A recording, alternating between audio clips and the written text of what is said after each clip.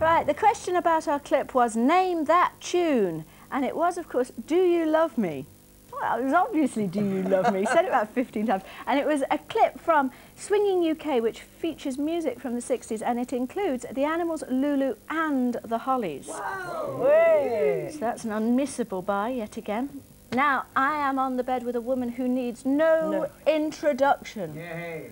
Because she is the star of our longest running and most famous soap opera in the entire country, if not the entire world. It is, of course, Liz Dawn from Coronation Street. I just thought we'd whisper that for, like, anyone who'd never watched seen it. Yeah, I know they make you laugh, don't they? You do get them. They go, I've never watched it. 34 years, where have they been? In the show, you are a little bit of a bully, aren't you? Loud. I like it. It's strange, you know, because normally I'm cultured, very refined, and, you know. Do you have any favourite moments where you've bullied? Oh, lots of them, yeah. I've really enjoyed it.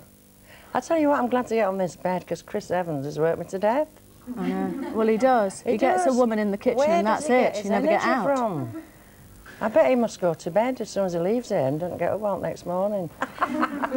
When you're doing the street, that's what they call it, don't they? The street. Yes. Do you ever feel like you're sort of becoming a bit interchangeable though with all the time? Because lots of things in your lives have gone sort of parallel. Both grannies. Well, the thing is, as soon as you walk out your front door, you're Vera to everybody. You know, you walk down the street or you go in a shop and it's, "Hiya, Vera, how are you?" And I go, "I'm all right. How's your Jack? When are you going to get him some new glasses? He's always feeding the pigeons." And I answer. You know, "Where's your Tommy?" I go, "Jack's got him today." And I carry on so at you just supermarket. go along with it, do you? Yeah, I do. I carry on at supermarket, get my tins of beans and I get this and, you know. And I'm doing all this chat.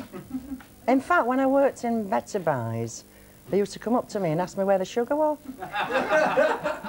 And I used to say, "Well, I think it's over there, I'm not sure." When your grandchildren watch the show, do they must be sort of amazed, though, because it's so different from what you are like. Well, Chelsea, who is nearly 3 now, it suddenly dawned on her that it was a granny. You know, and I had this terrible scene shouting at Jack and her lip quivered. And she looked at this photograph on the mantelpiece, you know, as if to say, "Is that her?" Yeah. And she sort of went all weepy. Really? Yeah. But the kids grow up with it, don't they? They get used to it. Do you ever watch EastEnders? I watch them all. I think I like all soaps. You know. Do people in Coronation Street ever feel sort of competitive? I mean, when you're watching it No. and you think, "Oh, they've got a stabbing."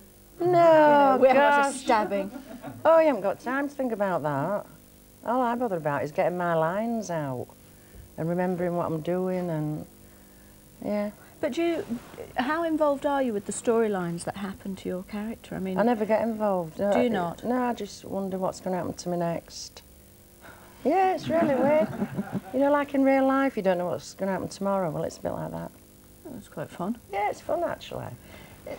Is Coronation Street a bit of a siege mentality? Because I imagine when you get new people, because so many people have tried to sell their story about the show, do you always sort of suspiciously stare at any new people No. in case they're infiltrators? No, never. It's brilliant. I can't tell you, every interview I've ever had has always been, what's it really like? You know, sometimes you're tempted to say, "Well, it's horrible." Everybody's rowing, and everybody, you know, because you know that's... It's what I'm longing to hear. Is it? Yeah. Oh, you'd like me to say something like that? Well, I'm not going to lie, am I? You've just published a book. Yeah. Is it very shocking? Well, actually, what it is, I've always thought about writing a book. You know, I thought, someday I'm going to write a book, you know, about my life, how I brought 4 children up and started off in working men's clubs and different jobs I've had. Anyway, it's taken a year to write this because getting the time to sit and talk to the writer and one thing and another. It's only $4.99. I'm hoping people are going to buy it anyway.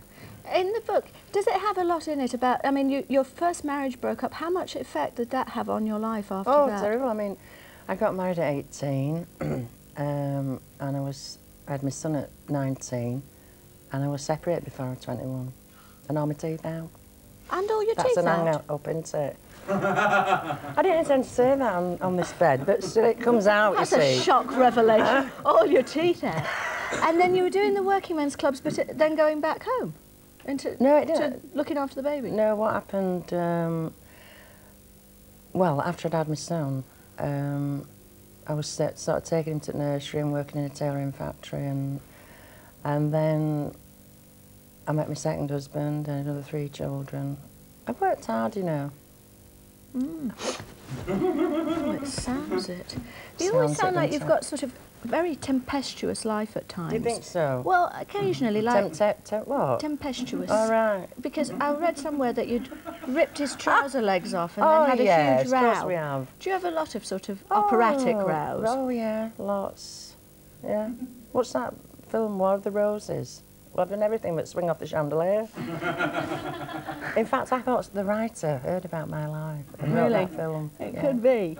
Now, in the future... Do you change sheets on this bed? No, we haven't just, changed I've got a tickle on my the leg. sheets for I've noticed a few stains, you know, like... In the future, do you feel scared? And I just wondered why you're always on that side. You know. I've got a sort of dent mark where my bottom is sort of settling into this part of the bed. Lots of people must feel like they want to break free when they're in a long-running show. Do you ever feel like that? Of course you do. I mean, it's a great show to be in, and I've enjoyed every minute. But you can enjoy your job and still get a bit fed up at times, can't you? Even if you love what you're doing. In any job, you get, ugh. What was the Queen like when she met you? Oh, she was lovely. Yeah, she was great. It's a bit awe-inspiring, you know. It's a big word for me. What did she say to you?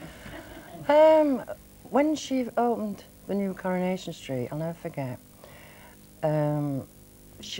you're waiting for her to approach, you know, wondering what's going to happen. And she said, the factory's not always been in the street, has it? And I was like Groucho Marx, you know, with the curly hair. And I didn't know what to do, I was like that. And she said, and she looked at me like that, because I think she recognised me. Yeah. You know, I think she might watch it now and again. And it was Johnny Briggs that had to answer. He said, I've never known her be so quiet.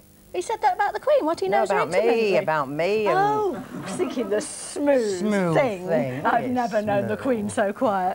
It was lovely to be on the bed with you. And I think it's encouraged us now. Yes, I am, because we're going over to the final news headlines with Peter Smith.